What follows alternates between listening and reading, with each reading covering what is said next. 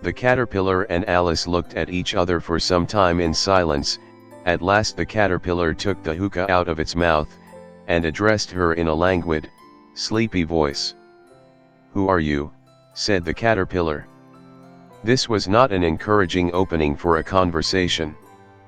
Alice replied, rather shyly, I hardly know, sir, just at present. At least I know who I was when I got up this morning, but I think I must have been changed several times since then."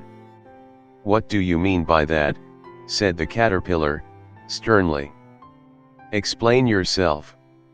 "I can't explain myself, I'm afraid, sir," said Alice, "because I'm not myself, you see." "I don't see," said the caterpillar.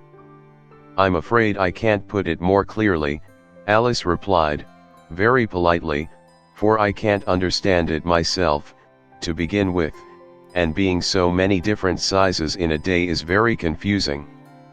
"It isn't," said the caterpillar. "Well, perhaps you haven't found it so yet," said Alice, "but when you have to turn into a chrysalis, you will someday, you know, and then after that into a butterfly, I should think you'll feel it a little queer, won't you?" "Not a bit," said the caterpillar. "Well, perhaps your feelings may be different," said Alice. "All I know is, it would feel very queer to me." "You," said the caterpillar contemptuously. "Who are you?" Which brought them back again to the beginning of the conversation.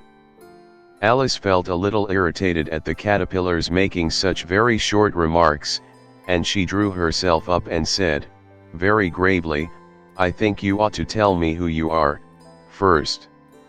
"Why?" said the caterpillar.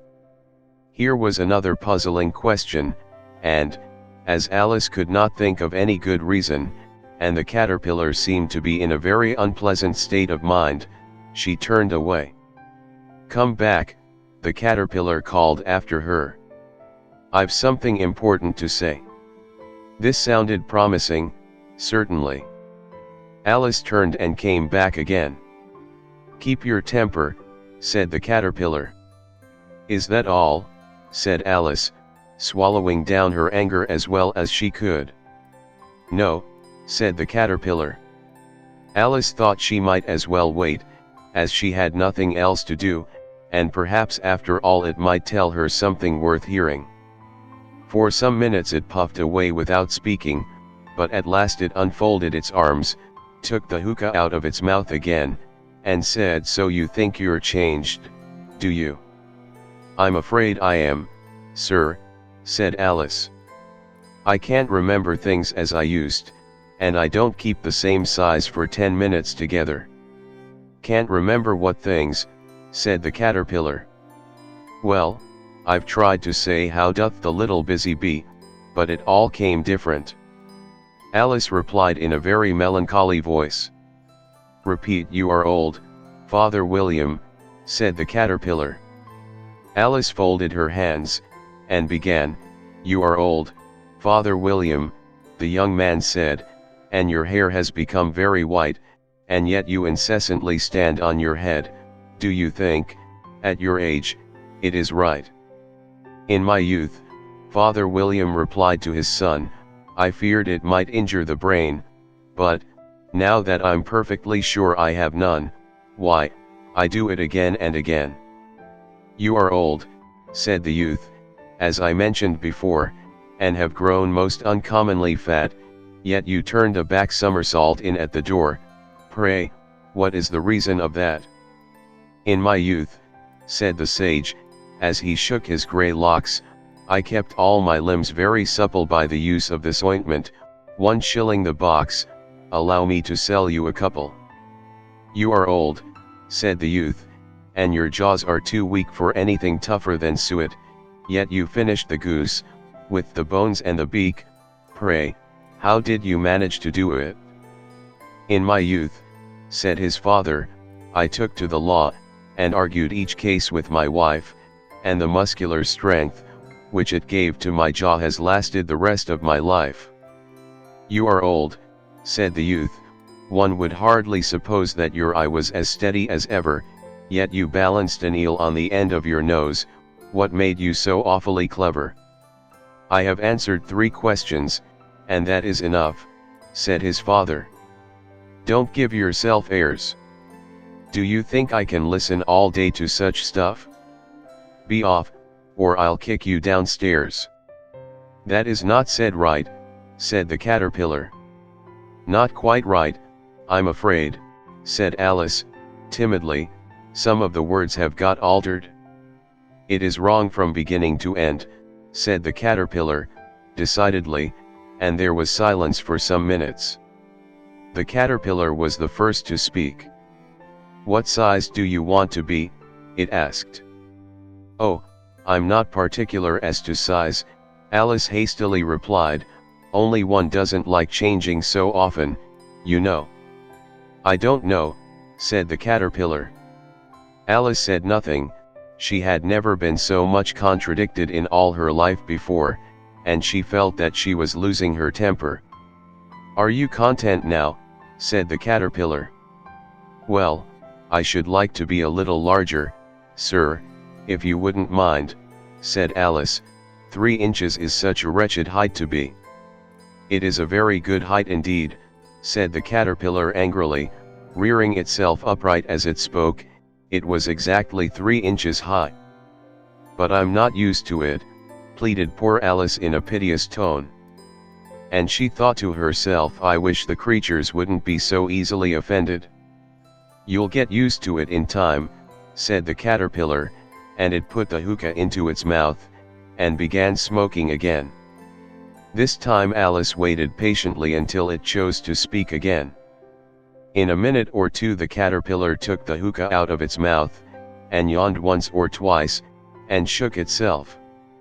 Then it got down off the mushroom, and crawled away into the grass, merely remarking, as it went, "One side will make you grow taller, and the other side will make you grow shorter." "One side of what? The other side of what?" thought Alice to herself.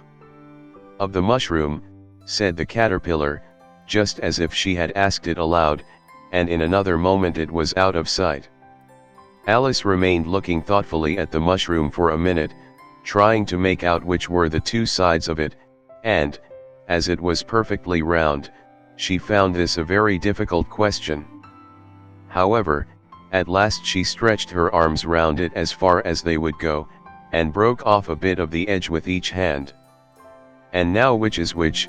she said to herself, and nibbled a little of the right-hand bit to try the effect.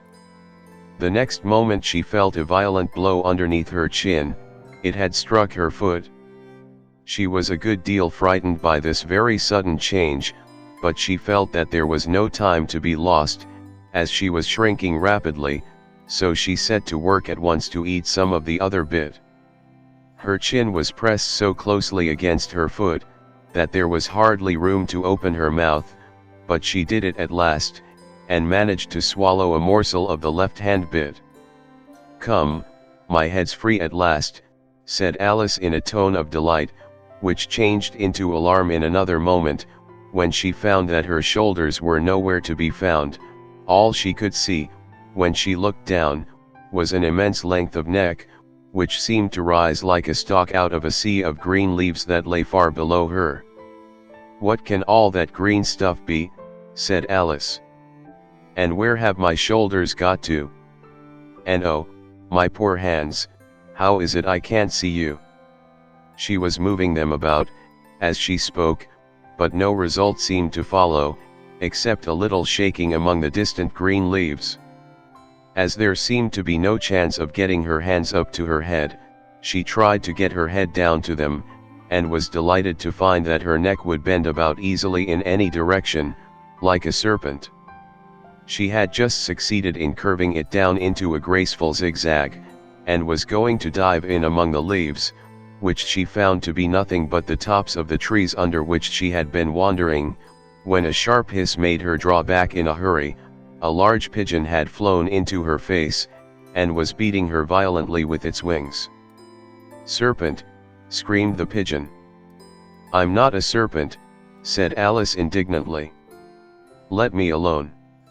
"Serpent, I say again," repeated the pigeon, but in a more subdued tone, and added, with a kind of sob, "I've tried every way, but nothing seems to suit them."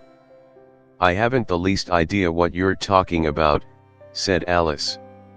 "I've tried the roots of trees, and I've tried banks, and I've tried hedges," the pigeon went on, without attending to her, "but those serpents, there's no pleasing them." Alice was more and more puzzled, but she thought there was no use in saying anything more till the pigeon had finished. "As if it wasn't trouble enough hatching the eggs," said the pigeon, "but I must be on the lookout for serpents, night and day.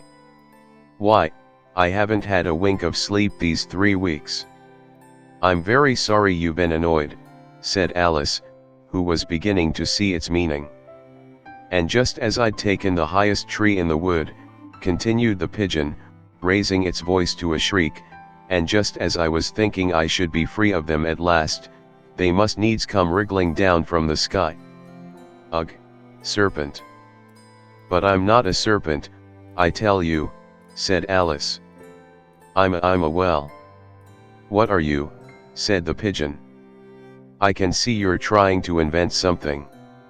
I'm a little girl," said Alice, rather doubtfully, as she remembered the number of changes she had gone through that day. "A likely story indeed," said the pigeon, in a tone of the deepest contempt. "I've seen a good many little girls in my time, but never one with such a neck as that. No, no. You're a serpent, and there's no use denying it. I suppose you'll be telling me next that you never tasted an egg." "I have tasted eggs, certainly," said Alice, who was a very truthful child, "but little girls eat eggs quite as much as serpents do, you know." "I don't believe it," said the pigeon, "but if they do, why, then they're a kind of serpent, that's all I can say." This was such a new idea to Alice, that she was quite silent for a minute or two, which gave the pigeon the opportunity of adding, "You're looking for eggs, I know that well enough, and what does it matter to me whether you're a little girl or a serpent?" "It matters a good deal to me," said Alice hastily, "but I'm not looking for eggs, as it happens, and, if I was, I shouldn't want yours, I don't like them raw." "Well, be off, then," said the pigeon in a sulky tone, as it settled down again into its nest. Alice crouched down among the trees as well as she could, for her neck kept getting entangled among the branches, and every now and then she had to stop and untwist it. After a while she remembered that she still held the pieces of mushroom in her hands, and she set to work very carefully, nibbling first at one and then at the other, and growing sometimes taller, and sometimes shorter, until she had succeeded in bringing herself down to her usual height. It was so long since she had been anything near the right size, that it felt quite strange at first, but she got used to it in a few minutes, and began talking to herself, as usual, "Come, there's half my plan done now. How puzzling all these changes are. I'm never sure what I'm going to be, from one minute to another. However, I've got back to my right size. The next thing is, to get into that beautiful garden. How is that to be done, I wonder?" As she said this, she came suddenly upon an open place, with a little house in it about 4 feet high. "Whoever lives there," thought Alice, "it'll never do to come upon them this size, why, I should frighten them out of their wits." So she began nibbling at the right-hand bit again, and did not venture to go near the house till she had brought herself down to 9 inches high.